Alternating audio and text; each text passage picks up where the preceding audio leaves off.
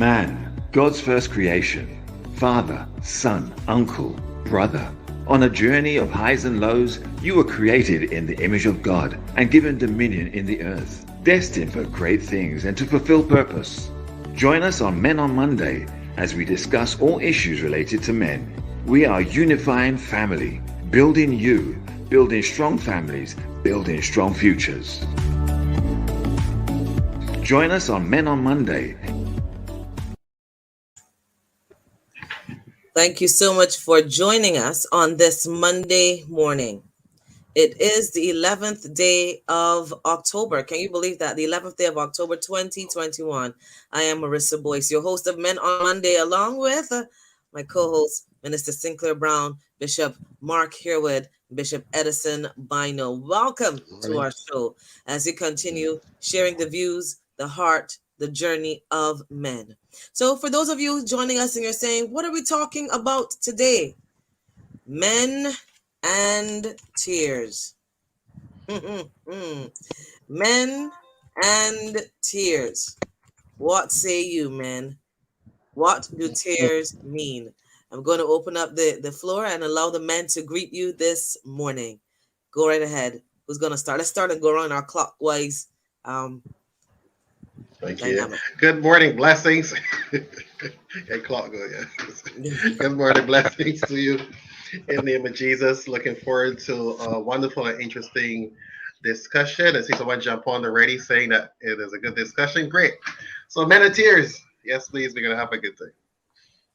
Yeah, well, welcome everyone again. It's good to have you all here, and we look forward to having some very exciting discussions this morning with a topic that I think is rather it will have varying views. So we look forward to that this morning. Welcome everybody.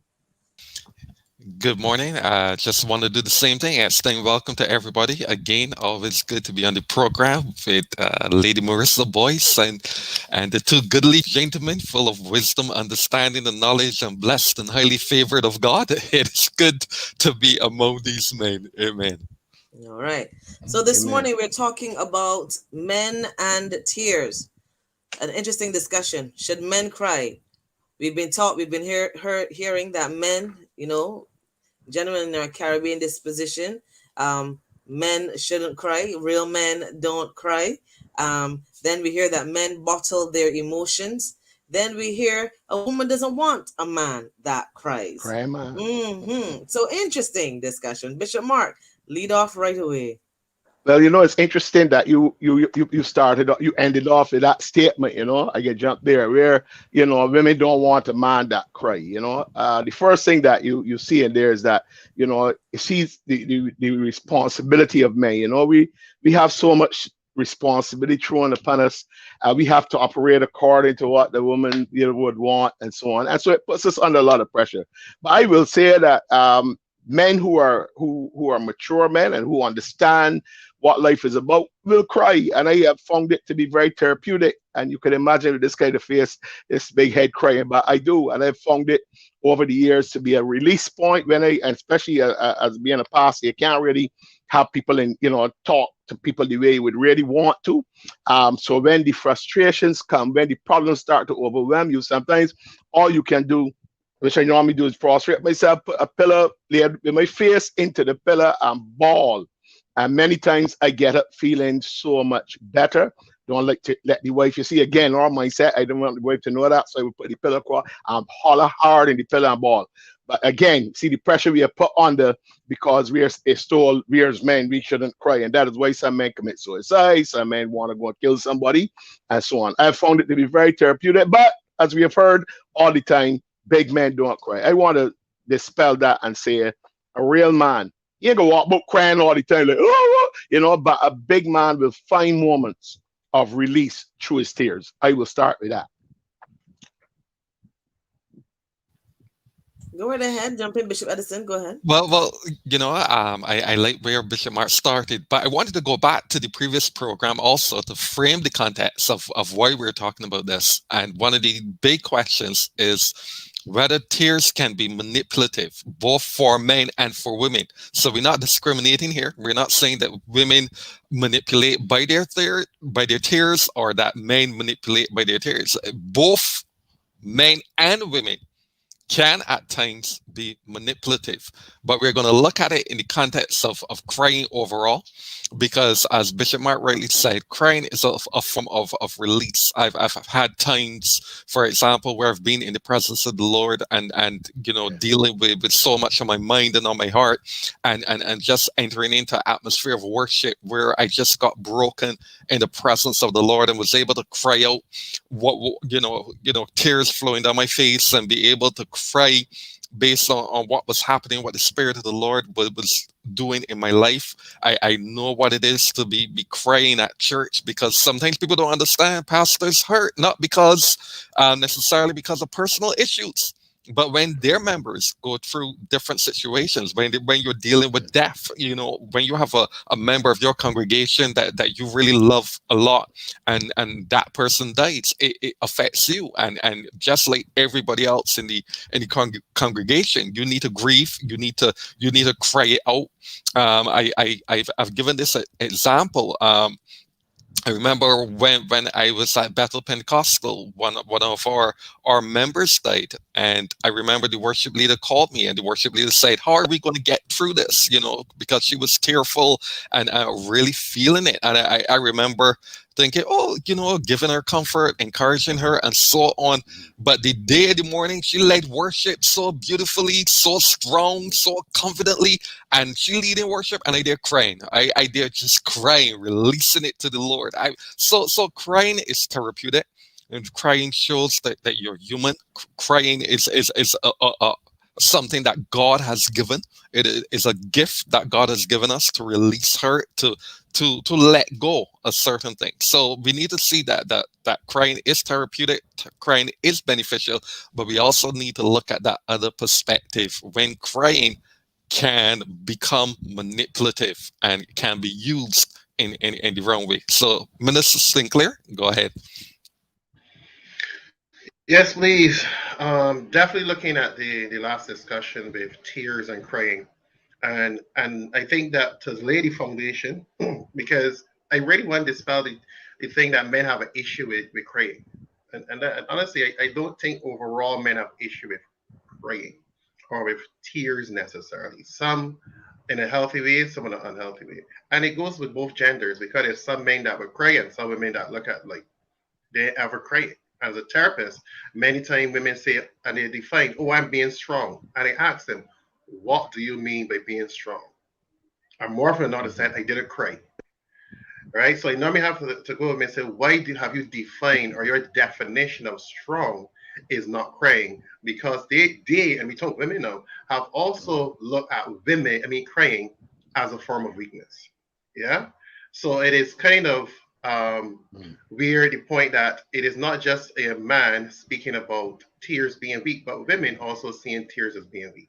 So I normally have to encourage clients that it's okay to cry. I never ask a person not to cry.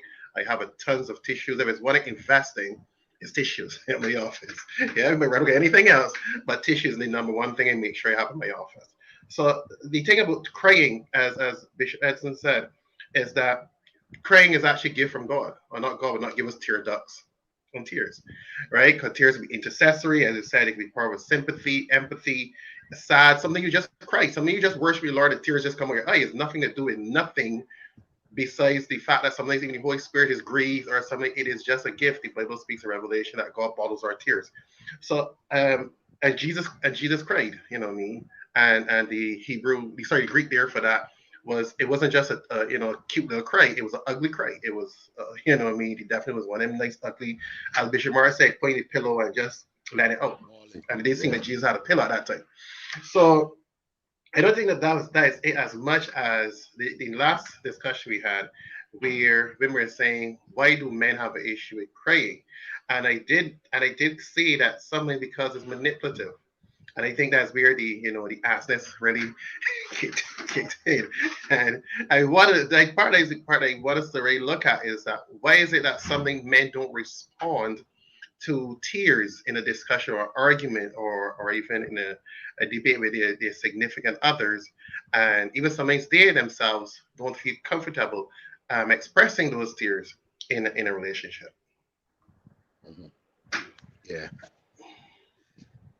Yeah, I think too. One of the problems that we have where tears are concerned is that I get the impression that tears are generally seen from a perspective of somebody being sad and so on. And what I've found is that tears tend to make people around the tears or the person crying uncomfortable. And I think it's because it might affect a person where they want to cry too, but they don't want to show that side of them and those kind of things. So I think the whole concept, how people see tears, can affect how they react to them. So you hear people say, let's stop crying, don't cry. That time you might be crying because of tears of joy. You might have had a reflective moment. Somebody said something, remind you of your dead parent, what they would have said to you, and so on. So there are different types of emotions that will come out of the tears. And a lot of times people are so uncomfortable that they will say to you, stop crying, you don't have to cry. Then not even realizing that may not necessarily be tears of sadness or whatever, but it might be, as we say, sometimes you're in church, sometimes some things overwhelm you to the point where you're not necessarily sad, but you're just you feel kind of pressured with all the things that are coming against you and so on. So I think also how society and how people react to tears then influences how free a person is to open their mouth and bawl, open their mouths and just let the tears come. So sometimes the whole concept we hear about men don't cry. So if I'm a man, I really want to cry because it might be tears of joy. It might be, I hold back those emotions because I can come off as a soft man. And a lot of times the men themselves would put pressure on us, not necessarily women. I know you're a big man, like you say, you're skinny, you I can't clear my girl over there, man. Man, always a big man, hold at your chest and I'm poor Sinclair, just glad that, the tears coming up or you feel good. You understand? So it's society itself. And then we put these things out there, as we always say all the time, or we put these things out there, big men don't cry, all of that. And then when the pressure on, big men kill somebody or big men go berserk or kill themselves. I think that we have to understand that these things, as Sinclair rightly said, God will not give you these kind of things in your eyes, whatever you call them, to produce tears if they weren't important. Important. I think Pat is here trying to say, amen. You are human. I guess he wants to speak to humanity. Right. He speaks to humanity. She goes on to say that her husband just shared with her that while he was saturated in the presence of the Lord in prayer, he found himself crying. Yeah. So What similar if he to felt what uncomfortable? Or he was comfortable, Yeah. Bishop Bino talked about that. And Sally is here saying that crying is a part of healing. But interestingly enough, even though it's a part of healing, going back to something that Minister St. Clair said, and even to you, Bishop Marcus, you just alluded to, is the fact that we declare and we say that crying seems like weakness. Is that a societal thing? That crying is seen as a form of weakness, that it allows you to become vulnerable also. I think that to have that, you become vulnerable with your people if that happens. Because tears is a form of connection, yeah. Because if you the whole reason with tears, and they even have tested tears compared to because our eyes always produce liquid to make sure they're not dry, and if they've tested the lubricant in the eyes compared to tears, and they're two different chemicals altogether. So tears are actually a different component, a totally different component. And it said there's a gift from God. And it's for us to connect. Because when we are broken, and our brokenness is where we connect. Sadness is a gift from God for us to connect with loved ones. If we did not have sadness as an emotion, if me separate from my wife, and it was not that sadness that I would experience, then I would just walk away. Yeah. So sadness is actually good. Sadness is actually given to connect with loved ones. So tears can be an expression of sadness. However, it can also be an expression of happiness. It could be an expression of fear. It could be an expression of hurt. It could be an expression of being very enthralled or surprised. So the tears, there's the bottom end of it being other emotions and feelings and thoughts that are connected to those tears. The challenge that happen more often than not, as you asked, Marissa, is when we have defined tears, period, with weakness, and both genders, both for women and for men. And that is where the difficulty comes in. And you will hear me many times in the program speak about women speaking about men need to get connected with their emotions. But I challenge to say that I think both parties need to get connected with their emotions. Because a therapist, I normally ask women, how do you feel? They say, okay. I said, that is not a feeling. That is not an emotion. Talk to me. And many times they start to struggle because have an expression of tears. Why are you crying? Because if you're crying in a debate or discussion with your spouse and you're crying and you ask what's wrong and you say nothing, then he's confused. He doesn't know where to go from there, because if you're upset or angry, say, well, I'm angry and this is why I'm crying. Okay, why are you angry? Because so and so. At least he knows, okay, cool. We can have a discussion about this. This could resolve or we could agree to disagree. But when the tears and it cannot express the person why I'm crying or what is behind those tears, this is where confusion kicks in relationships in relation to tears. And by extension, we see it as a form of weakness. And just to tie it to what Bishop Moore has said just now, many people want people to stop crying because it makes them uncomfortable. Because they don't like emotions or they don't like that level of emotional expression because it makes them uncomfortable. So let's say a wife is at church and she's worshiping the Lord and she starts to cry. Yeah. The first thing he's thinking something is wrong. And many times I would tell people, just let people cry, right? Stop inquiring. If the person was, you might inquire once, just be there, hold their hand, because maybe God might reveal, the Holy Spirit may reveal something, or somebody, the Holy Spirit is just dealing with something. But we kind of feel uncomfortable. And because I'm uncomfortable, I want you to stop crying. And that is the main issue when it comes to people trying to shut you down from crying. And likewise, even for men now, especially for men, as Bishop Mark said, he put his head and his pillow on the ball. Because I said, being a mature, being a pastor, being a minister, having the Holy Spirit, you're not supposed to be hurt. You're not supposed to be broken. You're not supposed to be weak. You're not supposed to be, because you're the man of God, which is, my term, crazy. Right? Because you should have the ability to have an expression, but because, especially for men, we don't have a space available to us to have those level of expressions. And by extension, for some of us that are expressive, we have to pick and choose when to be compared to some people that don't have that level of expression, that they actually avoid it altogether. As you're sharing, I'm here thinking, what about if it we is... plan to go ahead. Go ahead, Bishop. Go ahead. Go ahead, Bishop. Go ahead. No, you go ahead, Marissa. Go ahead. I was just going to say basically though that I think, because you asked whether it's a strength, I think that crying is a sign of strength. Yes, I want to say. I think it's when you are, it's a sign of strength because it demonstrates that you are completely comfortable with yourself. For me, I find that, I'm comfortable with me. So sometimes in church, I get, they call me that, I get emotional. I'd be speaking about something and I would literally, the tears would come to my eyes, and I'm comfortable with that because I connect that as my strength. I don't see it as seeing that I'm a soft pastor, far from it. And if I can jump in there quickly, the ability to cry, depending on the context, is definitely a sign of strength. It shows that you're connected with your emotions. What we need to recognize is that some people are hypersensitive, and therefore they cry at any and everything. And that hypersensitivity can create a number of challenges in the relationship. Yes. There are actually some people with a certain emotional disorder, and because of that emotional disorder, they just everything they break down and cry.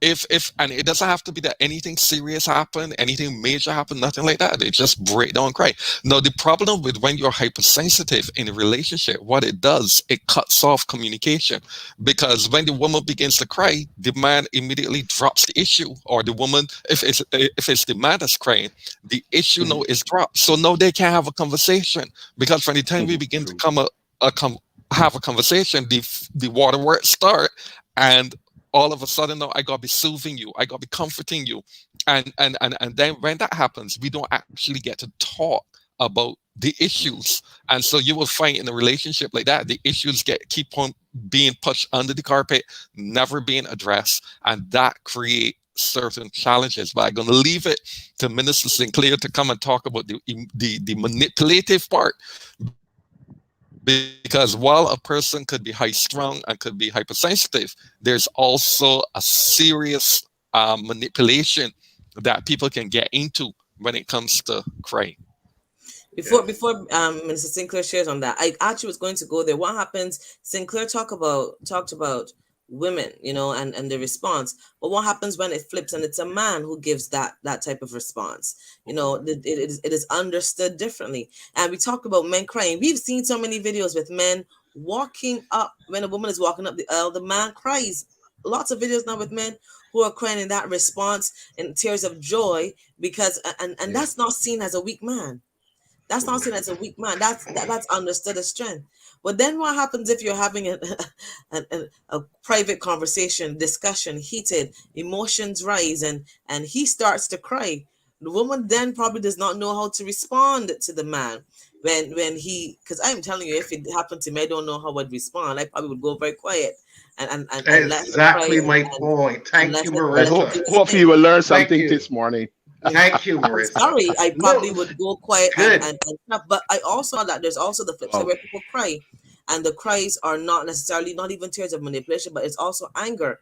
So the response of crying and being angry means that you can't. The conversation also ends there for both parties, because I've experienced it where he cried and he cried and got very, very angry, and there was no more discussion on it. So it was not a healthy resolution to it either. Right. So we need to understand that it is received by both parties. Go ahead.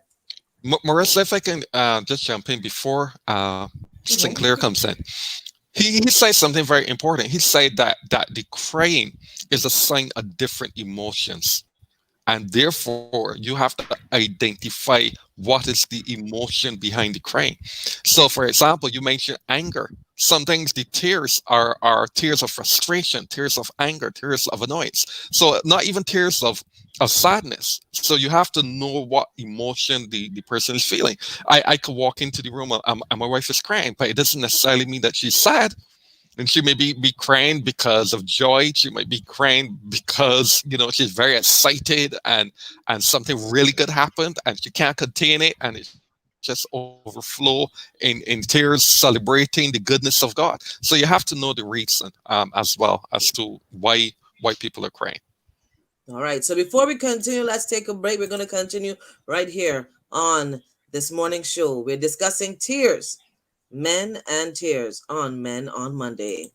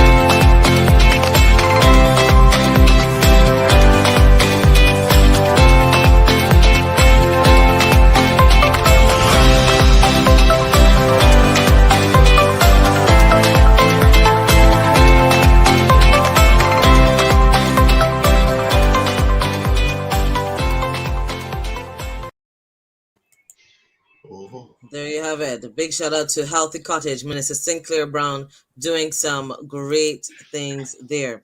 Now, I want to also remind you that tonight, I'm going to be sharing some information with you tonight. Women of Excellence and Unifying Family are joining together for a games night.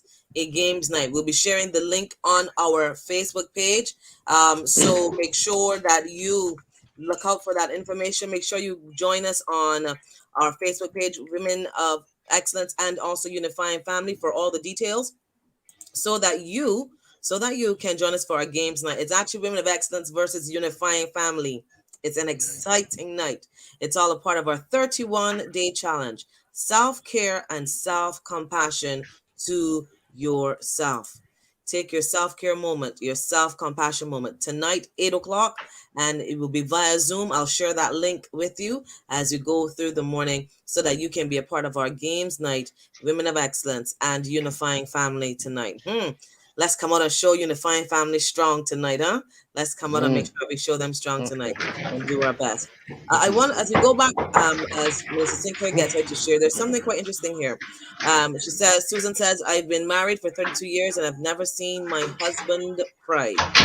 That is quite interesting. She says, I've never seen my husband crying. And then Marva says, humans need to understand the meaning of crying and understand it. So, as Bishop Edison was saying, as I shared an incident where there was crying, and because there was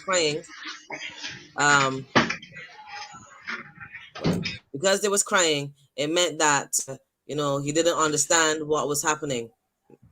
Maybe tears of frustration, maybe whatever. But I know that sometimes if you cry and you give the wrong response, you're not going to get a resolution to the matter either. Go right ahead. Yes, please. And I go into the example you gave just now, Marissa, and I love it. As you said, here it is, discussion or whatever the situation was, and here's the guy crying, yeah, and you were like, okay, what do you do here now? Yeah, and that's the exact same thing that many men go through, yeah, which is the tears are there, and it's like, okay, so what? Because they don't know what is it. Is it anger? Do I touch her? And she don't want me to touch her. Do I hug her because she wants me to hug her? Do I stay quiet? Do I communicate? And many times, many men are caught in this space of not knowing what to do. Yeah, and because the man is not responding, he's normally labeled as whatever, not being sensitive or emotional because he doesn't know how to respond. And that's what I try to get people to communicate what they're feeling or what is behind there, because I'm telling you, many as a therapist, they ask, what are you feeling? Have the tissue cry. Do not stop crying. Breathe and cry. And I say, it be 10 minutes, 15 minutes. I'm okay with that. Let's sit in silence. Now, express to me, what was that about? And many times it takes us half an hour to find out what was that about because they themselves do not know. And therefore, for the other party, be it male or female, but I'm saying because men don't get a lot of licks for this, there's the communication or not having the ability to understand or not ask the right questions or understanding how to ask these questions in relation to what is going on here. Yeah. So many times people say, oh, men need to do this. I'm very strong on the point that we have to be able to learn, and that's where therapy comes in very strongly. Learn what are my emotions, what are these triggers, and as Bishop Edson said just now, some people are hypersensitive. So we would talk about a person getting angry. So a person where a stimuli might be worthy of a 2, but you get an 8 or 9 in anger or response. There's some people emotionally when it comes to tears, even if they're just slightly frustrated, tears kick in. They're angry, tears kick in. And so the person that has to be there as a spouse, it is not language, it is crying, crying, crying. And therefore they're locked in because we can't discuss issues. And therefore they're seen as a bad person because they have to learn to shut off or shut down that person because it's not a fair conversation, because they're completely, tears more often in that conversation. Feel free to jump in there, man. Good. Karan says she shared that on her wedding day. As I said before, we've been seeing lots of those videos. She said that her husband cried on their wedding day. And so it's important for us to understand that the tears, as you say, the language that the tears are trying to communicate at the time. But as I said, with my situation, if you start to cry and you got angry, I don't know how I'm going to respond to you in such a manner. You're angry and everything's coming out of your mouth. I'm going to sit back because I don't know how to respond to that. And I'm going to also make sure that I'm in my safe space mentally so that I don't also get to the point where I'm going to respond to you in such a manner either. So, I choose my response so that it does not escalate the situation. But I'm saying that to say there are different episodes of why a person cries and why a man may cry and why a woman may cry. And we, as you said, It's only when you're in a situation that you can navigate exactly what is really happening. And another thing that is quite interesting, Minister Sinclair and Bishop Mark, Bishop Edison, it is to also understand the nature of the person too. As you said, if the person turns on the waterworks, as Bishop Edison says, every time we have a situation, then you know you're not going to get anything resolved. But if you find that this person is not one to generally share their emotions in such a manner, it might also make you realize that there's something major going on, that there's an issue that needs to be addressed. What say you, gentlemen?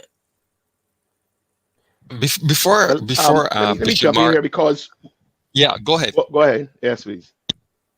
But go ahead, Bishop. Go ahead, No, sir. I think we have a delay, but the thing about it is, like, Minister Sinclair Brown talked about the whole thing about communication and talking and explaining the way how you feel.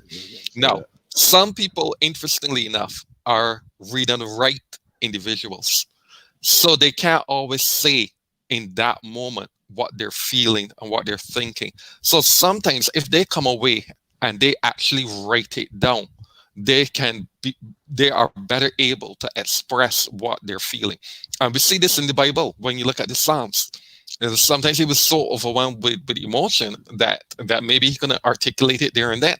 But by writing it down, it allowed him to express himself. And I think with some people, you can write, and what I do from time to time, I write the letter to myself, yeah, to process what I am feeling. It might not go to the other person, but at least I wrote it down and I was able to see on paper what I was thinking and what I was feeling. And then that kinds of adds restraint, which then allows me now that if I have to go and talk to the individual, I can go and talk to them calmly and freely, because I've put my thoughts together. And I think sometimes people have to learn how to put their thoughts together. With every situation, as you mentioned, you have to read it. You can't just jump in there and always what were you feeling, were you thinking? Because at the end of the day, you don't also want to come off as harassing the individual. You got to give the person time to process what they're feeling. You got to give them room. As Sinclair mentioned, sometimes he has to wait 15 minutes, half an hour for the person to compose themselves, and then they're able to talk, because some people cannot talk through tears. They're crying. They can't talk through tears. So if you ask them to articulate at that particular point in time what they're feeling, they can't do it. They have to wait until they settle down a bit, and then they can express themselves. And very often when they begin to talk, sometimes the tears start to well up again. Yeah. And then you have to give them a little breather again to catch themselves, because whatever they're going through can be so painful, can be so intense, that they just need some time to process it a little bit and then be able to share. So in counseling, in relationships, there's a level of patience that need to be exercised.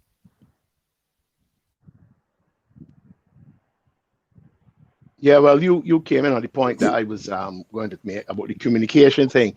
But when the example that Marissa brought was in terms of when she sees the person crying a man, you see, again, because of what society have dictated it should be, then she's uncomfortable, she wouldn't know what to do. But that is why it's important to, one, have an understanding. So you probably don't have to say a thing, just let the person do what they have to do. And then at a later stage or later on, try to find out what was that about? What was that emotion there? Why were you so emotional? What was it all about? Because sometimes we can move and not knowing what to do. We have this idea that we know what is happening, and therefore there's some sign of weakness here. There's something here that might not necessarily be there. And that is why communication is very important. But as Bishop said, again, a lot of times people in the midst of these emotional things cannot really express, sometimes don't even know what is happening. They might be overwhelmed by something. And that is where it's important that you have someone maybe that you can trust. Some ladies have some good, like, so I got the right person, okay, I might trust somebody. And because of how they have experienced these tears thing, they give you wrong advice. So that's where it's come back all the time. If you're finding issues with that, be open about it and seek the necessary help, because each circumstance will be different, because a person could be overjoyed and crying. Just look in your face, Marissa, and because you have been such a wonderful lady, you have been so kind to them at some point, they just break down and cry. Hey, I got a problem with you, or it's something you got to handle. It's just they love you so much right? That the tears, you know, overwhelm them and things of that nature. So that's why it's important. We always say on this program that you have to learn how to communicate. A lot of people can't get it done, so you have to find the necessary help. This thing is so gigantic. There's so many different experiences that I'm sure we've heard some things here. Lady say, for example, she maybe have never seen her husband cry. It doesn't mean that he never cried. It doesn't mean that he didn't have his moments like me. The reason they do that is because my daughter in the house, normally they would cry right in front of my wife. Would have a problem with that. But, you know, I don't want her to think that her father's this emotional wreck, whatever. So there are varying reasons why you do what you do, right? But she has seen me sometimes overwhelm my daughter, and she said, well, Daddy, you all right? And she would say it. So, you know, you got to like have a little moment to let her know that that's human. That is something that is therapeutic. And I love it. It works for me. But for some people, I think, though, a lot of times, men especially, are very embarrassed by it. And then there are women who sometimes use it, as we know, to manipulate and to get attention or to get the kind of emotions they want from the guy and things of that nature. So it's a big thing. It's something we got to really help each other with. You know, the thing about crying is that it's so dynamic. For example, a person could be crying, but not crying over a current issue. Yeah, you could just have a flashback to something that happened, and all of a sudden the tears start, or you could be in an argument, and it is not the immediate argument that you're crying over.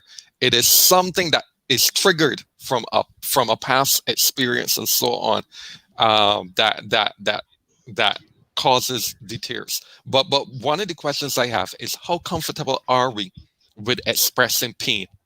Yeah, because we can look at pain in the context of tears. Are we comfortable expressing the fact that we're hurting, or expressing the fact that we're in physical pain, physical discomfort, that kind of thing? Because again, we have been taught to be strong, but we don't understand the kind of strength that we're supposed to have. We deal with different situations, and Lady Marissa is experiencing some discomfort. Yeah. And it's pretty evident that she's experiencing some discomfort. The reality is, nobody knew that until you said that. Nobody. well, no, We can see it. we can see it. Yeah, we can see it. We can see it. Everybody's seeing it. Yeah. Before we can see it. But that's another thing. That's another thing. Sometimes we can see things that other people aren't aware that they're communicating. Yeah. So that's why the communication now verifies what a person is experiencing. But are we comfortable with saying to a person, I'm hurting? Are we comfortable with that? Yeah. And that also would determine if we're comfortable with crying. Let me give you an example. Last week, Friday, it was Thursday or Friday, I had, no, let me go back a bit. Bishop Edison is saying that I'm in pain. The gentleman would know that I am in immense pain with a sciatic nerve pain.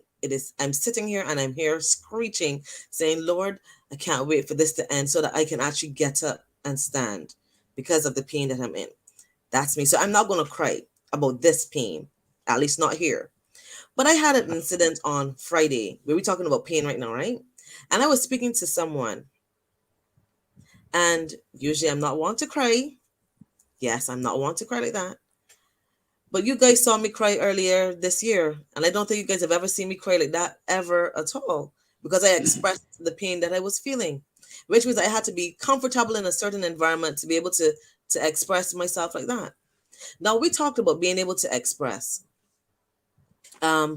So on Friday, I had an incident where I was on the phone with someone and the tears started to flow because of a situation that I felt just kept repeating itself over and over. And I got frustrated and tired with it. Now, let's talk about response to that.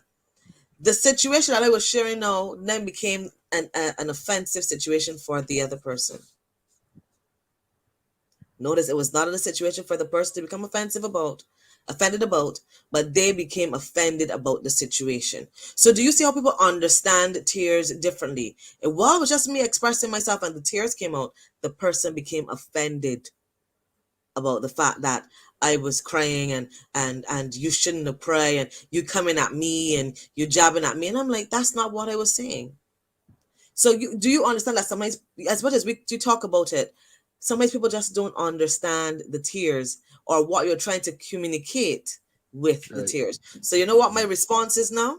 Do you know what Yeah, my take it response is back. now? You know, I I will got crying never, again. ever, Ignorant. ever address Right. that Try it situation with the person again again. because they cannot receive what I was saying. Maybe I'm wrong, but I'm just saying that's how sometimes people then find themselves on the other end of not sharing because what they were trying to communicate was not received the way that it was intended to receive. You know, So, Maurice, go ahead. Marissa, I was going to say part of the problem is that sometimes when people cry or people express their emotions, rather than making it about the person, we make it about us. Because it's either that we're Mm. feeling uncomfortable or we feel, again, going back to Right. boundaries, that we have to fix the person's Exactly. problem. And then we Mm. superimpose or we project how we think and feel the person should behave. Right. And that's wrong. The thing is, you don't want to control people. You want to allow people to feel what they're feeling. They might need to talk Mm. about it after a while, but it Right. should not become about you, the other person. It should not Mm. become about you. And that's what happens a lot about in marriage, where Yes, you that's what make I it was now saying. about the other Where, person. Yeah. yes, where sometimes the communication is lost because of. So if let's say I am married to Bishop Mark and I'm crying and we having an issue and I say something to Bishop Mark and I cry and then Bishop Mark turns and make the situation about him when I Yeah. am just A lot of people do that. communicating that Exactly it the is point. just this is Many how I'm people do feeling. that. This is a Yes. repeat thing, and Yes. the other person does not hear because they feel offended by it. This Thank is where you. then another person is going to say, I'm not going to address this anymore because at the end of the Right. day, I've said this Yeah. once, You ain't I've said getting it. this Yeah. twice. You're not hearing what I'm Not saying. getting it. Yeah. So then that's where the communication gets lost and people, the vulnerability that is supposed to be there is no longer there because Yeah. it is not being understood. So when we talk Okay. about, and this leads me to the question where sometimes people think that it is manipulation when it's not manipulation. It might just be their way of communication.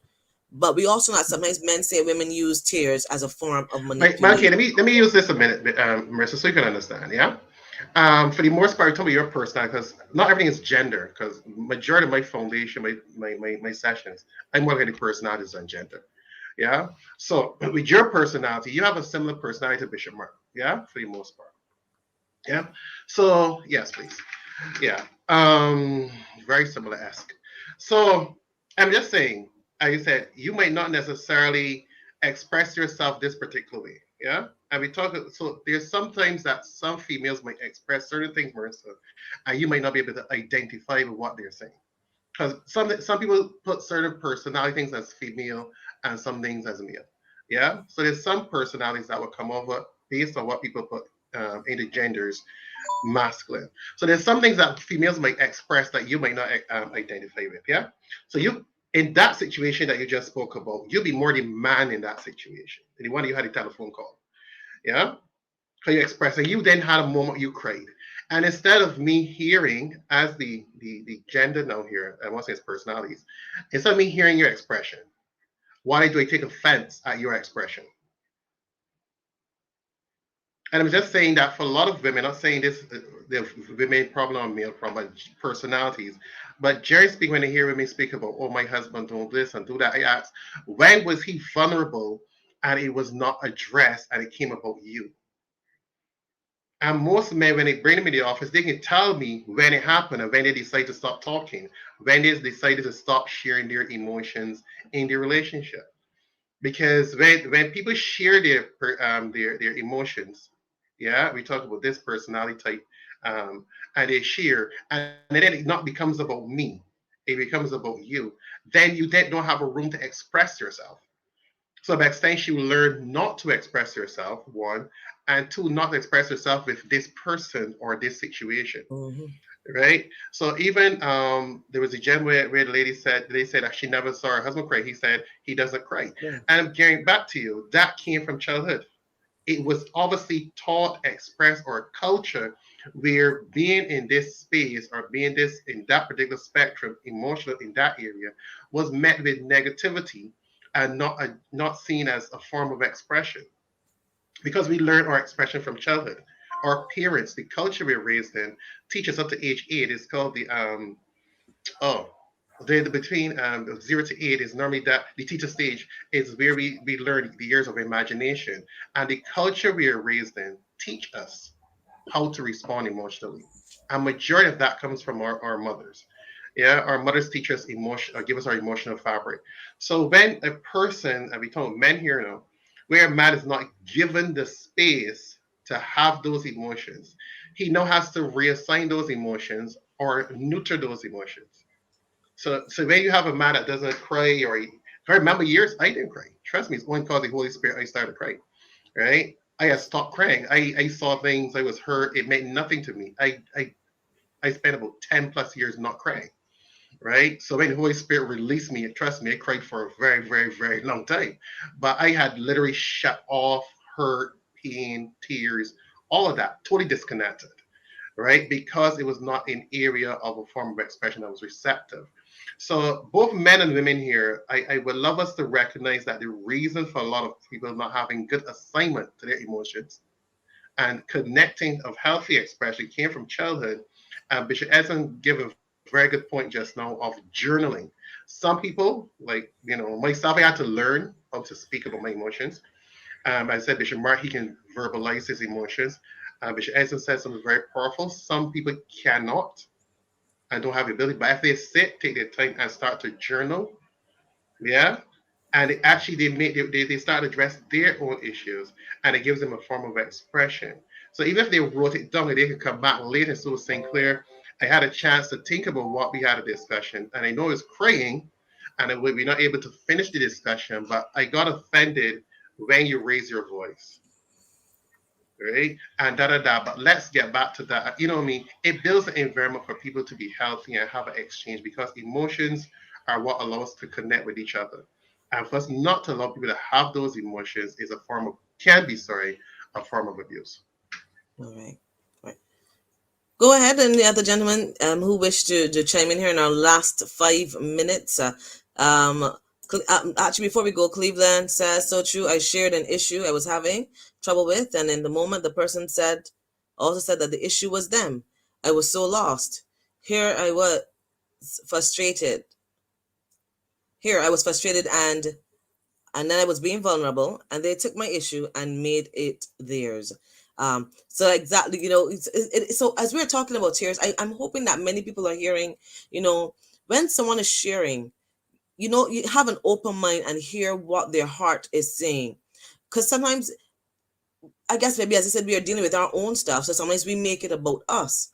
But it's really to hear what that person is saying and not see it as being manipulated, because I think that's what maybe some people see it as, that they're trying to get over on me because they're crying. Bishop Mark, Bishop Edison. Yeah, well, I think one of the things we keep saying here when we discuss all the various issues is that people have a lot of issues about self, and that's where a lot of times people jump in and think you're knocking them or it's about them when you're trying to help them to understand you, because people come from a position of damage, you come from a position of low self-esteem, and those kind of issues. So that is why it's important that you set certain parameters for what I would call positive and effective communication. You have to set up that. But what I will say here, in the interest of time, is that, listen, crying, there's help. It is relief stress, right? Cry. Don't add nothing to it. If somebody crying, don't add, unless they tell you, don't add nothing to it. Don't think they don't like you. They don't even let it be about you. Let anybody cry, right? It lowers doing some research said lowers blood pressure. Cry. Yes, it removes toxins. Cry. And then go about nothing. Cry. And if you don't understand a person, let her cry till the eyes dry and then talk. Lord, why the crying you gonna know with it? Let her cry and then let them talk. And I throw a little beige in there so the beige will catch it, right? We gotta be practical, right? Start with these things and we come with all these preconceived things. We Christians, man, ask the Lord to renew your mind. Let the word transform your thinking. We expect the word to think so. I won't preach, but let your mind be transformed. Speaking to the believers. If you're a believer, get to know the Lord and experience transformation. That's my 3 cents. I kind of want to go back to what Cleveland said a little bit. The thing is, we have to give people room to share, and we might be going through something similar, but we have to know the context of when to talk, because there is a place for empathy. Empathy basically is, I'm going through this with you, so I can kind of understand what you're going through, but you still don't make it about you. So you can't use empathy to then make the issue about you personally, because that takes away from ministering to the individual. That's why, for example, you have counseling in groups, because when you counsel people in groups, you have a situation where everybody's dealing with the same type of issue. So there's a lot of peer help and that sort of thing. But again, you got to be careful. Don't make it about you. Sometimes you got to set aside how you're feeling or how you're thinking, so that the person can truly express themselves, because that's what catharsis is about. You get the opportunity to express yourself, and that brings healing to the individual. So you gotta be available to just listen and resist the temptation in that moment to make it about you. Yes. Well, I want to say thanks to all of you who joined us this morning on our show. Tears. I'm sure that next time you see someone crying, you will look at the tears a different way. Learn to understand tears the way that God would have you to understand them. Jesus wept. Jesus wept. And it doesn't mean that, that you are not to weep if that happens to you. But before you go, for all of you with us, just like and share our video. Hit that like button right there. I want to say thanks to Cleveland, Barbara, Marva, Sally, to all of you who are with us today. Thanks to all of you for sharing your thoughts. Good morning to Bev and Sally, Sonja, Pat, Norval, Karan. Thanks to all of you for sharing with us today. And before you go, don't forget what's happening tonight. Take a listen. It's the beginning of week 2, day 11 of our 31-day self-care, self-compassion challenge. And we're having a play date. We've added a stimulating, imaginative, and creative games time into our self-care routine. Get your thinking caps and funny side on and join us, Women of Excellence and Empowerment Ministries and Unifying Families, on Monday the 11th of October at 8 p.m. on our Zoom platform. Remember, self-care means that it's okay to laugh again. Don't miss it. And just in case you missed it, it's happening tonight. I'll share all of the information on our Facebook page right here, Women of Excellence page. It's going to be exciting. The men on Monday, women on Wednesday, Unifying Family teaming up with maybe against Women of Excellence. Let's come out and represent for Unifying Family. And of course, don't forget.